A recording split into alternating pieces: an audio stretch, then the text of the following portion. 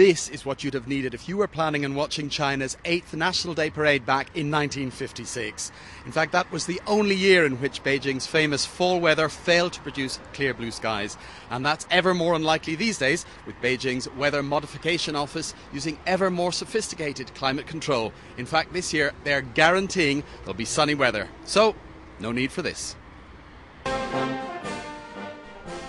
Unfortunately, back in 1956, climate control did not yet exist and the rain came down in buckets. In fact, it would be another 2 years before Chinese scientists began attempting to influence the weather, the beginnings of a program which today runs into tens of millions of dollars a year. But on that wet October day 53 years ago, thoughts were far from climate control. All eyes were on Peng Dehuai and Chengwu, the commander and commander-in-chief of the parade, as well as almost 12,000 troops marching and driving down a glistening Changan Avenue. But there were no American journalists amongst the onlookers, despite the Chinese government lifting a 7-year ban and inviting US reporters to visit China.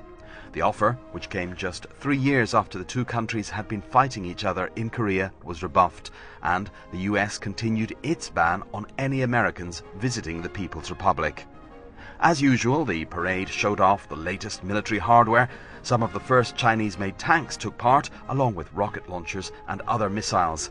But the unwelcome appearance of the heavy rain was also the reason behind the non-appearance of China's first domestically produced fighter jet, the J-5. It had been planned that these would fly over the review stand, but in the event, the weather made this impossible. It was a blow to the crowds of onlookers who had been looking forward to seeing China's first indigenous jet fighter flying in the skies over Beijing.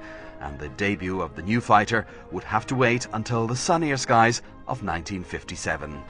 In fact, the new fighter was simply a Chinese-produced version of the Russian MiG-17, which had proven so successful in the skies above Korea just a few years before. Today, China's military aviation industry is truly independent and extremely advanced, producing such aircraft as the J-10 that you can see here behind me. And in another first for the People's Liberation Army Air Force in today's parade, we'll have the first female fighter pilots in the Chinese Air Force. They'll be involved in the flypast, and this time the weather is guaranteed. Fergus Thompson.